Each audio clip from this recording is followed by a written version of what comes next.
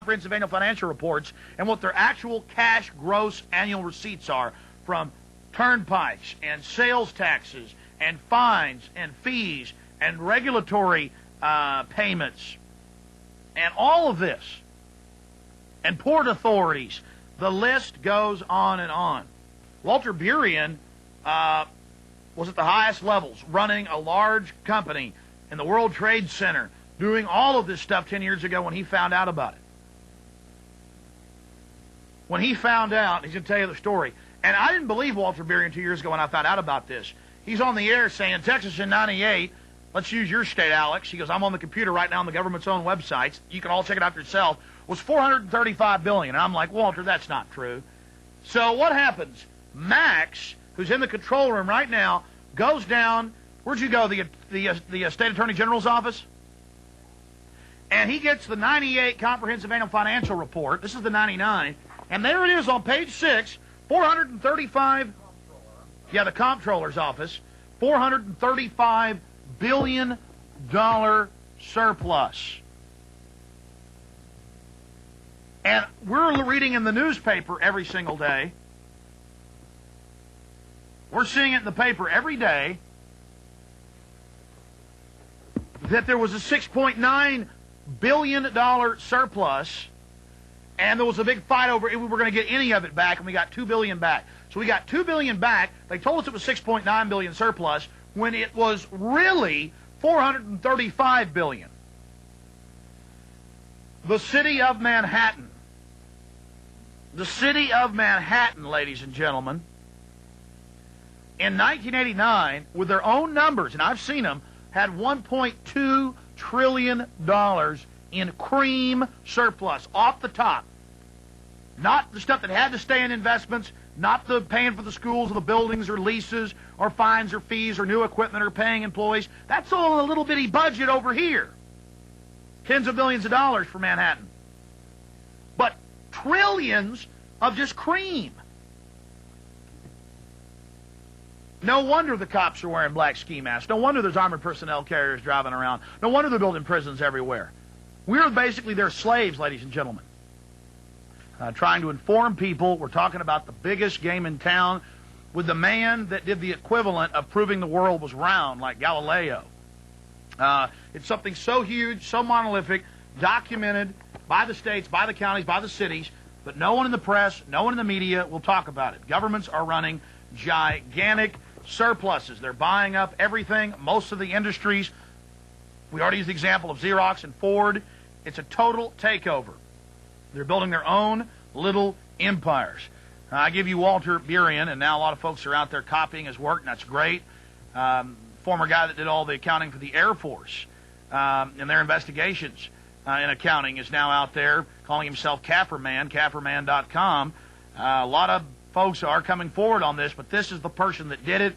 And he did 2 hours with me on the radio today, and now he's joining us again for this Access television show. And I appreciate Walter Burien doing this. This is the only place you'll see this type of information, ladies and gentlemen.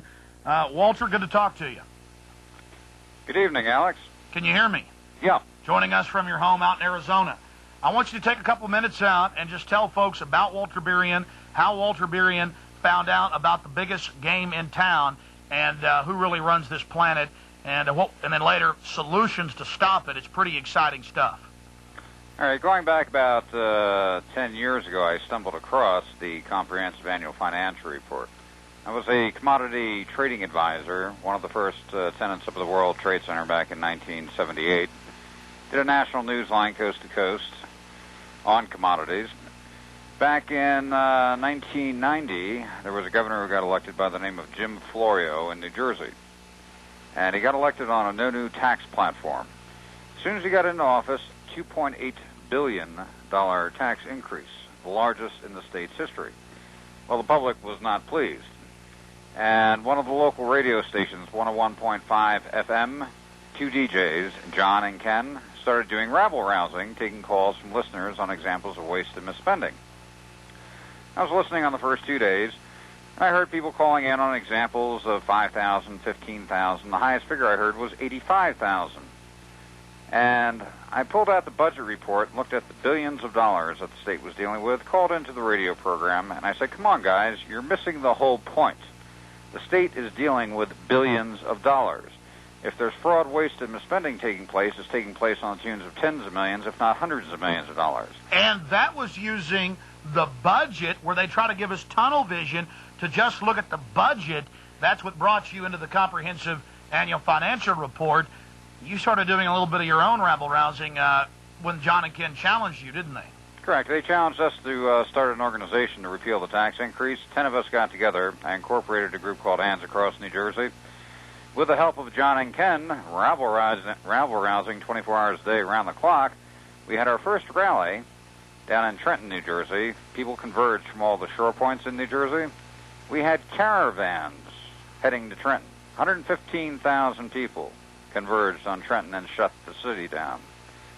But in the interim, I said I better start looking at the revenue, budget, and finance. Being that I was a commodity trading advisor, large numbers did not bother me. $1 in a billion, that's just a number. And I started looking at the budget report, and I noticed that all of the cash cow generators of state government, New Jersey Turnpike, Garden State Parkway, Port Authority of New York, New Jersey, no revenue shown on the budget report. I didn't see any large return from investment funds on the budget report. And I said they have to have a two-tier accounting structure here because I'm not seeing the complete picture. Now, the director of the budget, his name was Richard Keevy. He was on vacation until the following Tuesday of that week. I called his lower assistant, and the conversation went just like this. Hi, this is Walter Bury, and I'm working on a report for Richard. I have to have it done by Tuesday when he gets back from vacation. I need all the figures on the autonomous agency accounts, interest accounts, investment accounts. And he goes, oh, you want the comprehensive annual financial report. Bing, first time I heard that before. He goes, yeah, can you send me a copy? He goes, well, I don't know. You better speak to Mark, the next one down from Richard. I called Mark up. Hi, Mark, this is Walter Bury, and I just spoke to Jim. I'm working on a report for Richard. Have to have it done by Tuesday when he gets back. I need the comprehensive annual financial report sent to me right away. Got it that Friday. Being a bottom-line type person, I wanted to see what the totals were. Now, on liquid assets, investment assets for the state, in the comprehensive annual financial report, it was standing at about $188 billion. Now, I start looking for the total cash gross receipts, the number one question IRS asked in an audit. Found it on page 174 under cash additions, all agencies, all departments, all sources. Here's a state with a declared service budget of $17 billion that was bringing in $86,799 million in cash for the year. I learned the definition of syndicated organized crime right there on the spot and the principle of operation. The principle of operation was anything that was a cost and an expense, they left under the budgetary basis, and the public footed 100% of the bill for 100% of the services. Anything that was a profit center had the ability of being a profit center, large investment fund that generated substantial revenue, totally restricted by statute for no tie or inclusion whatsoever with a budgetary basis. And in New Jersey's case, they were bringing in $69 billion a year over what they were bringing in on the budgetary basis through taxation, fines, and fees. And for the lay person out there, boil that down for them. The difference between the budget and the real set of books, the comprehensive annual financial reports. Well, up until this point, and making this discovery, I always heard budget report. We have a shortfall of budgetary revenue. We have to increase taxes. Our budget is, for the school, for the police. We have to increase taxes. And the budget report is strictly the annual operating costs for that year. What they're bringing in, what they're supposed to be spending. It does not mention the total investments. It doesn't mention the total income, and it doesn't mention the total net worth. Just as yourself, Alex, if you're making $100,000 a year and your budget for operating your house was $30,000 a year, you could audit your $30,000 budget 100 times over, account for every nickel, dime, and penny. If you spent $29,000 this year on your budget, you'd have a $1,000 surplus. If you spent $31,000 on your budget for operating your house, you'd have a $1,000 deficit under your budget. And there's no discussion of the other $70,000. Correct. And also no discussion of your $1.5 million net worth that you've been building up over the decades. Never a mention. There are three words that